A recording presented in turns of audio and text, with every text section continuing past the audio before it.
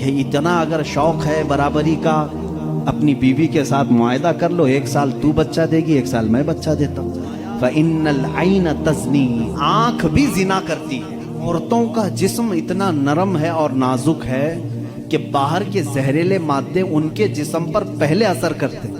اور میں بہت پہلے سے یہ کہتا آ رہا ہوں، تحقیق یہ بتاتی ہے کہ مرد کی آنکھیں جب اس میں خواہش پیدا ہوتی ہے نا، ایک زہریلا مادہ نکلتا ہے، زہریلا مادہ نکلتا ہے۔ آپ دیکھو غور سے کسی چیز کو، نظر لگتی ہے نا، سب کا یہ تو معمول ہے، نظر لگتی ہے، وہ اس کی نظر لگ گئی، اس کی نظر لگ گئی، تقریباً سب لوگ مانتے ہیں نظر لگتی ہے، اور اسلام بھی کہتا ہے العین حق، نظر لگتی ہے۔ بلکہ میرے آقا صلی اللہ علیہ وسلم نے یہاں تک فرمایا، میری امت میں سب سے زیادہ موت اگر کسی کارن سے ہوگی تو نظر بد سے ہوگی۔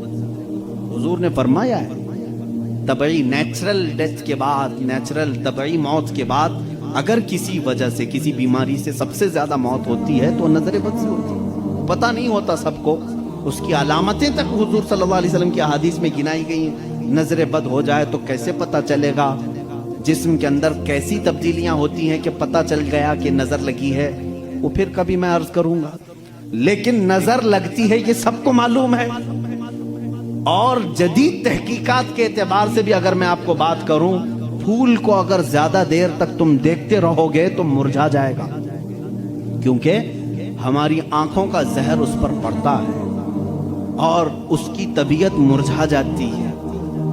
وہ جتنا اپنے ٹہنی میں لگ کر کے جتنی دیر تک تازہ رہ سکتا ہے، تمہارے ہاتھ میں آنے کے بعد اتنی دیر تازہ نہیں رہے گا، کیونکہ کچھ بیکٹیریا ہمارے اندر ہیں اور آنکھوں سے نکلنے والی چیزیں بھی ہیں۔ اسی طرح سے عورتوں کا جسم اتنا نرم ہے اور نازک ہے کہ باہر کے زہریلے مادے ان کے جسم پر پہلے اثر کرتے ہیں۔ مردوں کے جسموں پر کم، لیکن عورتوں کے جسموں پر زیادہ اثر کرتے ہیں۔ اب کوئی وحشی درندہ جس کی نگاہیں زہر پھینک رہی ہوں اور کسی لڑکی کا جسم ننگا ہو، وہ بغیر لباس کے ہو، تو ظاہر سی بات ہے اس کے جسم کے اندر جیسی ہی وہ نظریں جاتی ہیں، اس کے دل میں بھی برائیوں کی خواہشیں پیدا ہونا شروع ہوتی ہیں۔ ایک طرفہ نہیں ہوتی یہ سب چیزیں، اس کے اندر جو خرابی آئی وہ اس کی آنکھوں کی وجہ سے۔ اسی لیے میرے آقا صلی اللہ علیہ وسلم نے فرمایا فَإِنَّ الْعَيْنَ تَزْنِي، آنکھ بھی زنا کرتی ہے۔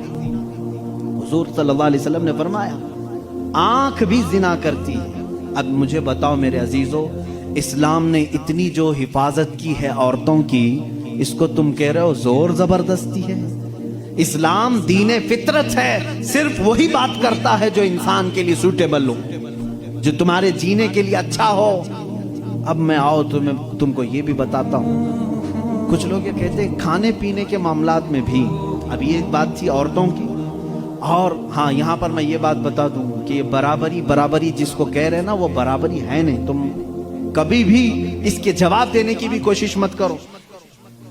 یہ برابری کس کو کہتے ہیں؟ ان کے سامنے رقص کرے، ڈانس کرے، برابر کرے۔ اگر مرد جو ہے کھلے عام گھومتا پھرتا ہے اور ننگا ہو سکتا ہے تو عورت کو بھی اتنا ہی ہونا چاہیے، عورت بھی اتنا ہی دکھائے، تو یہ تو ایسی برابری ہے۔ تو پھر ایسا کرو، اپنی بیوی کے ساتھ معاہدہ کر لو، 1 سال تو بچہ دے گی، 1 سال میں بچہ دیتا ہوں۔ یہ برابری کرنے کی چیز ہے؟ ارے سارا بچوں کا درد عورت ہی کیوں سہے؟ تم بھی تھوڑا سا پارٹنرشپ میں لے لو۔ ایسا نہیں کر سکتے، تمہیں معلوم ہے عورت کی فطرت ہے، کچھ چیزیں ایسی ہیں اس کی ساخت میں، اس کے لیے وہ ضروری ہیں، اور اسلام یہ سمجھتا ہے کہ عورت کے لیے اس کے گھر میں رہنا زیادہ سوٹیبل ہے بنسبت باہر گھومنے پھرنے کے۔ کھلے عام رہنے سے زیادہ اگر محفوظ کوئی عورت ہو سکتی ہے تو وہ پردے میں رہ سکتی ہے، اس لیے اسلام نے اس کو پردے کا حکم دیا۔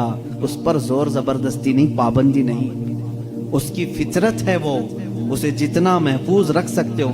اب خریدنے والی چیزوں میں ہی آپ دیکھ لینا، اب اس کو میں عقلی طور پر اگر آپ کو بتاؤں، کچھ چیزیں ایسی ہیں آپ خرید کر، آلو پیاز لے کر کے آئے، آلو پیاز لے کر کے آئے، آپ کی کچن میں آپ نے اس کو کسی بٹی میں رکھ دیا، ٹوکرے میں رکھ دیا، کہیں پر بھی رکھ دیا، چل جاتا ہے، رکھ دیا۔ لیکن ساتھ میں آپ نے کچھ گوشت خریدا, کچھ ٹماٹے, کچھ دہی, باہر نہیں فریزر میں رکھنا پڑتا ہے. بھائی ان کو دونوں کو برابری دو. دہی کو بھی ٹوکرے میں کیوں نہیں رکھتے, گوشت کو بھی باہر یہ اس ٹوکرے میں کیوں نہیں رکھتے؟ آپ خود کہیں گے. کچھ چیزیں ایسی ہوتی ہیں جن کی سیفٹی فریزر کے اندر ہے, کچھ چیزیں ایسی ہیں کہ وہ باہر رہ کر کے بھی سلامت ہیں. جب تمہیں دنیا کے ہر نظام میں یہ بات سمجھ میں آتی ہے تو اللہ نے مرد اور عورت کو پیدا ہی ایسا کیا ہے کہ مرد اگر باہر رہے تو سیف ہے, اس کے جسم کی ساخت ایسی ہے, لیکن عورت گھر کے اندر زیادہ سیف ہے. اس لیے اسلام نے اسے پردے کا حکم دیا ہے. بات سمجھ میں آ گئی؟ اسلام نے زور زبردستی اس کو پابند نہیں بنایا, زور زبردستی پابند نہیں بنایا. بہرحال یہ ایک بہت بڑا عنوان ہے. عورتوں کے حقوق کی بات اگر کوئی ایسا بندہ کرتا تو سمجھ میں آتا جو عورتوں کو مرتبے میں بڑھا کر کے یوں کہے کہ عورت کے قدموں کے نیچے جنت ہے. اگر کوئی ایسا شخص کہتا تو بات سمجھ میں آتی جو یہ کہے کہ بیوی کو ایک لقمہ کھلاؤ تو صدقے کا ثواب ہے.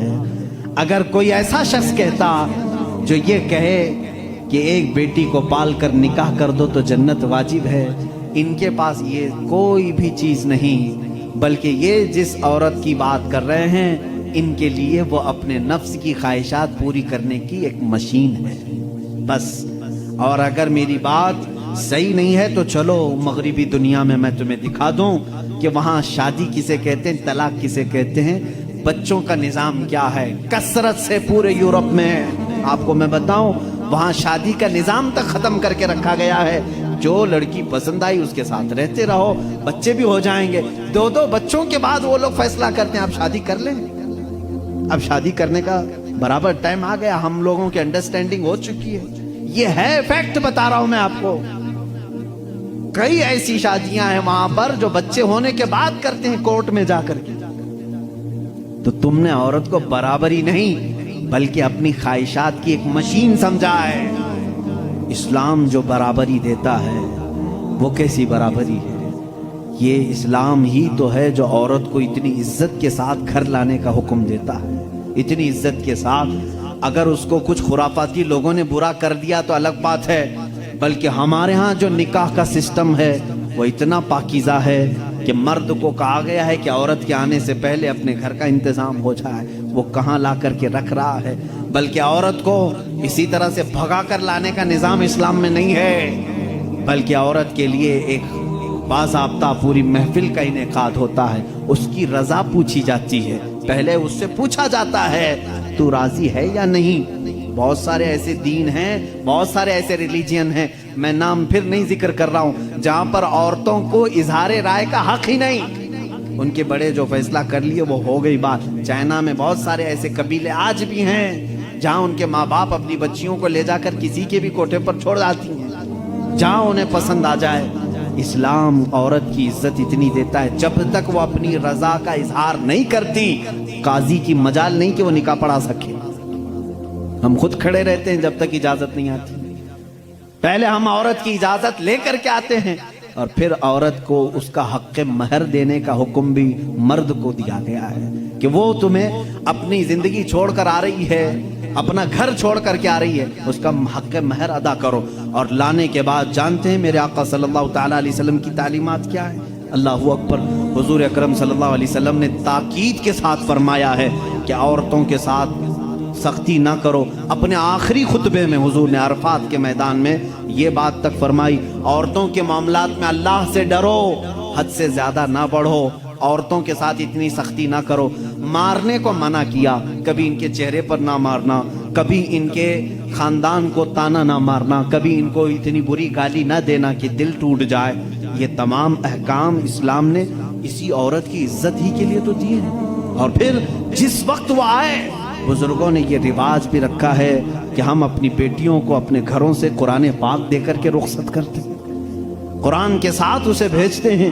اور گھر لانے کے بعد جانتے ہیں یہ اعلیٰ حضرت رضی اللہ تعالیٰ عنہ نے لکھا بھی ہے. اعلیٰ حضرت فرماتے ہیں جب نئی دلہن گھر میں آئے تو اس کے پیروں کا دھون جو ہے وہ اگر گھر کے چاروں کونوں میں ڈالو تو برکت آئے.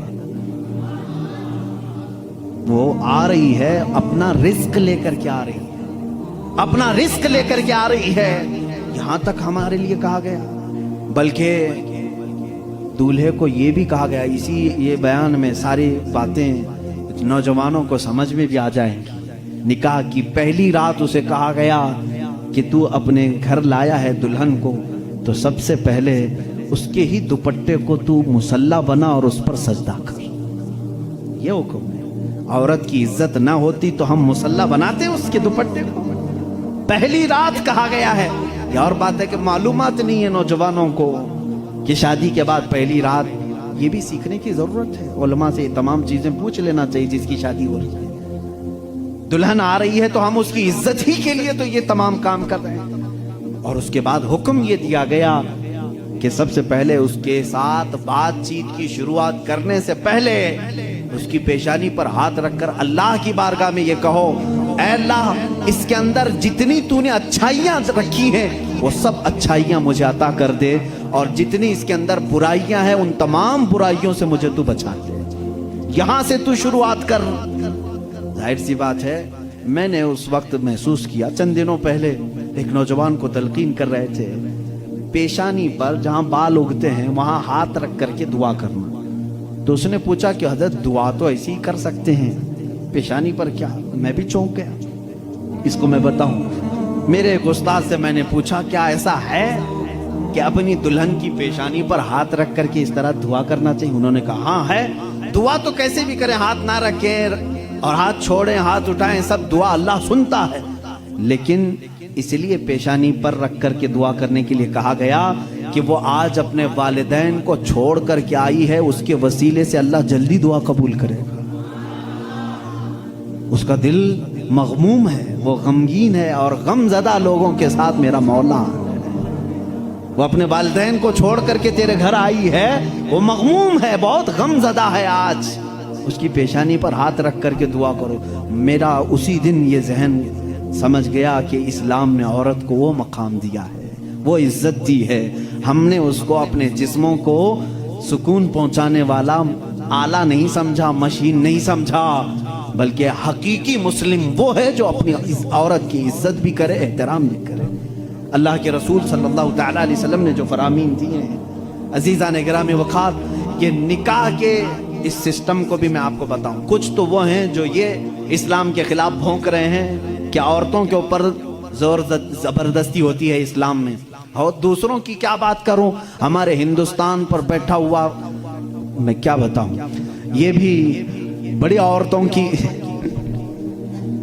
ہاں پیڑت مہیلائیں ہیں، مسلم پیڑت مہیلائیں ہیں جو خود بیوی کو چھوڑ بیٹھا ہے۔ ساری مسلم عورتیں پیڑت ہیں، اللہ اکبر۔ وہ خود اپنی بیوی کو دیکھنے نہیں جا سکا، زندگی ختم ہونے آ گئی، بال سفید ہو گئے، پیڑت مہیلائیں ہیں مسلمان۔ ہاں اگر اے مسلمانوں کوئی بھی ہم میں سے عورت پر زور زبردستی کرتا ہے، یاد رکھو میں تمہیں بتاؤں کہ قرآن کی قیامت کے دن اللہ جانوروں پر بھی اٹھائے ہوئے ہاتھ کا فیصلہ لے گا، تو عورت کی بات تو دور کی ہے۔ میرا عقیدہ تو یہ ہے، ایک عورت نے بلی کو باندھ رکھا تھا، بخاری شریف میں ہے، وہ مر گئی بلی، اور وہ عورت بہت عبادت گزار تھی، لیکن اللہ تعالیٰ نے فیصلہ فرمایا کہ اس عورت کو جہنم میں ڈالو۔ میری ایک مخلوق کو باندھ کر رکھی اس نے اور وہ مر گئی۔ ہمارا تو عقیدہ یہ ہے تم عورتوں پر اگر ظلم کرتے ہو تو تم ذمہ دار ہو، لیکن اسلام نہیں۔ اسلام وہ کامل دین ہے۔ یہ بیچارے کیا پڑھ پائیں گے جن کو کبھی ڈھنگ کی اسپیلنگ نہیں آتی، کبھی یہ ایک ایسا ہوتا ہے کہ ڈمرو بجاؤ تو کوئی ناچتا ہے، اسی طرح سے کچھ لوگ پیچھے سے کچھ لکھ کر کے دیں، کچھ بیان کرنے کے لیے، تو کچھ لوگ کہہ جاتے ہیں، ان کو خود نالج نہیں ہوتی۔ ایسے ہی کچھ لوگ اسلام پر بھی بھوکتے ہیں،